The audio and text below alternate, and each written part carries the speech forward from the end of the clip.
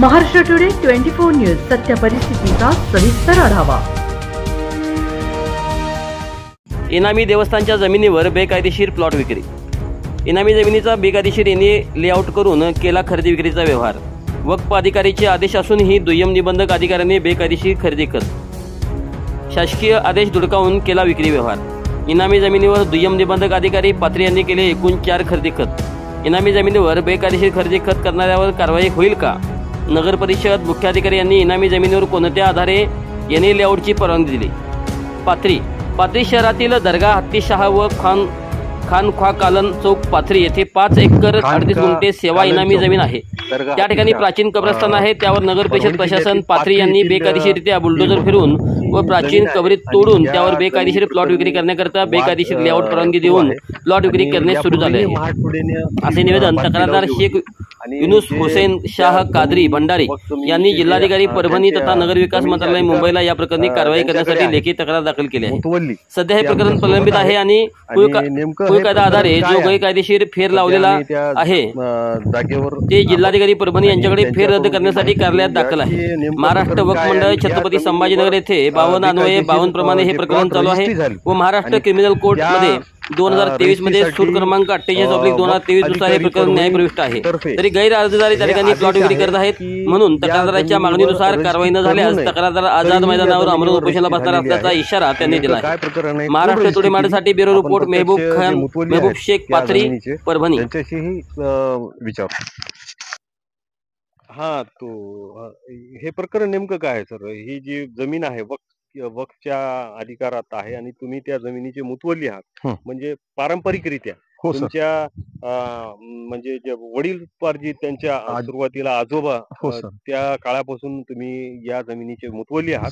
तर हे जे पत्र तुम्ही दाखवलंय की महाराष्ट्र वक्फ मंडळ जिल्हा वक्फ अधिकारी परभणी यांनी आदेश दिलेला आहे आणि हा आदेश शासकीय अधिकार आणि शासकीय आदेश आहे।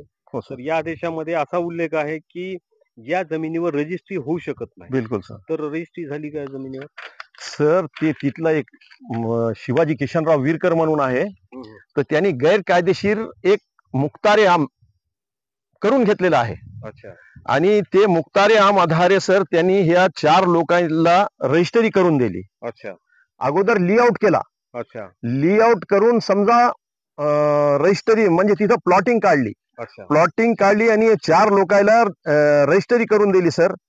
तर याबद्दल सर जिल्हा वक्फ अधिकारी कार्यालयाकडून हे पत्र आलेलं आहे की हे गैरकायदेशीर आहे। अच्छा। आणि याच्यानंतर कोणती रजिस्ट्री करू नका। अच्छा। आणि हे कॅन्सल। अच्छा, हे म्हणजे त्यांच्याकडून म्हणजे आदेश आलेला आहे। आदेश आलेला आहे। बरं, हे सांगा सर की या इनामी जमिनीचा एनए लेआउट होतो का? सर, याचा एनए लेआउट होत नाही। हे खिजमत मास जमीन आहे सर। हे देवाची सेवा करण्यासाठी आहे। त्याच्या म्हणजे पूजा पाठसाठी जे काही खर्च लागते आणि मुतवल्लीचा परिवार पण त्याच्या पाठीमागे चालायला पाहिजे असं आहे सर। ही जमीन विकत नाही, हे हस्तांतर होत नाही, हस्तांतरित होत नाही। तर ह्या दोन्ही गोष्टी इथे झाल्यात। हा, दोन्ही गोष्टी विक्री झाली, हस्तांतरित ही झाली। जी सर। तर वक्फ अधिकाऱ्याकडून जे आदेश आहे, हो सर, हो सर, म्हणजे ते शासकीय अधिकार, शासकीय आदेश म्हणू त्याला आपण। बिलकुल सर, आहेच ना सर। त्या जागी म्हणजे एनए लेआउट झालं आणि रजिस्ट्री विक्री व्यवहार झालाय। हो हो हो। आता तुम्ही याच्यावर काय कारवाई म्हणजे काय करणार? पुढे काय करणार? बघा सर, हे माननीय आमदार साहेबाचा सुद्धा पत्र आहे। बर। की माननीय जिल्हा अधिकारी साहेबाला त्यांनी दिला की बाबा हे जे इनामी जमीन आहे हे गैरकायदेशीर हस्तांतर व्हायली, याच्यावर काहीतरी निर्णय घ्या। अच्छा। आता मी दाखल केला सर कलेक्टर साहेबाकडे। बघा सर, हे मी 30 तारखेला दाखल केला। 30 एप्रिलला। हा। आणि पुन्हा सर बघा, हे महाराष्ट्र शासन नगर विकास मंत्रालय मुंबईहून पण एक पत्र आलेलं आहे की बाबा हे काळे काम काय चालू आहे याची आम्हाला पूर्ण। आता हे बेकायदेशीर असून सुद्धा हे होतंय, तर याच्या मागे कोणाचा वरद हस्ता असू शकतो? सर, एक राजकीय प्रभाव आहे यांच्या मागे। लोक त्यांच्यामध्ये म्हणजे त्यांना कसं वाटायला म्हणजे हे जमीन पडीत आहे, देवाची आहे, कोण आहे याचा मालक, आपण विकू, पैसे करू, तुमचे अर्धे आणि आमचे अर्धे, असा एक उद्देश आहे सर त्यांचा। बरं, तुम्ही या संबंधात पुढचं तुमचं काय प्रोसिजर काय आहे? सर, सध्या तर माझा चालू आहे म्हणजे प्रत्येक कार्यालयामध्ये जाणं, सगळ्याच्या कानावर घालणं, मोठमोठाले जे काही अधिकारी आहेत तिथं जाणं हे, आणि जर काहीच नाही झालं शेवटी मी मंत्रालयामध्ये सर आमरण उपोषण करणार आहे की बाबा हे गैरकायदेशीर जे काय व्हायला, कायद्याचं जे उल्लंघन व्हायला ते त्याला रोका.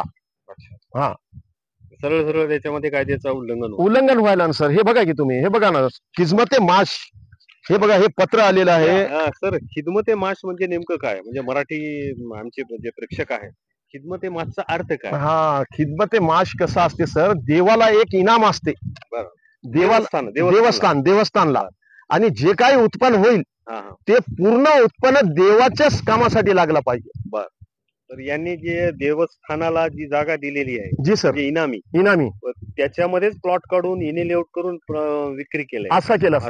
हा, तर हे चुकीचं आहे सर.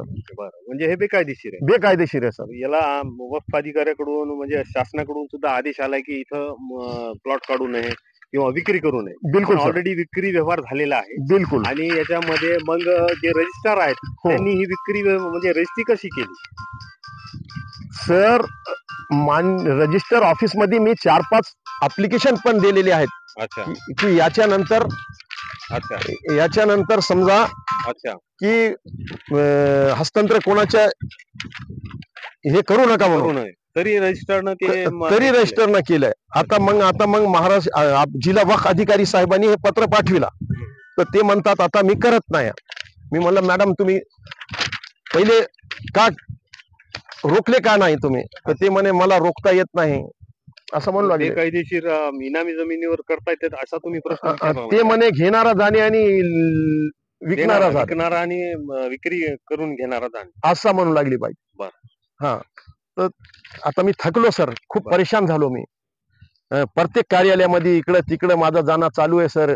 प्रत्येका समोर माझ्या जे काही अडचण आहे ते आमची श्रद्धा आहे सर. आम्ही कसं माहित आहे का, माझी 7वी पिढी आहे.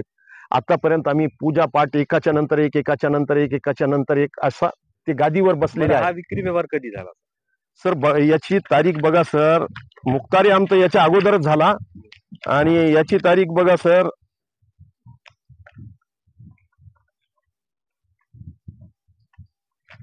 दिनांक या वर्षी झालाय का? नाही सर, एक इनामी जमीन, देवस्थानासाठी दिलेली जमीन, आणि त्याला आपण म्हणू वक्फची जी जमीन आहे ती विक्री व्यवहार करता येत नाही किंवा तिची रजिस्ट्री होत नाही, इने लेआउट होत नाही, तरी म्हणजे एवढ्या कायद्याच्या बाजूला ठेवून काही राजकीय मंडळीचा म्हणजे याच्यामध्ये सहभाग करून या जमिनीचा विक्री व्यवहार झालेला आहे, आणि या जमिनीवर इने लेआउट होऊन प्लॉट झालेले आहे आणि रजिस्ट्री सुद्धा झालेली आहे. तर कुठं ना कुठं कायद्याची म्हणजे कायद्याला बाजूला ठेवून हे काम केलेलं आहे.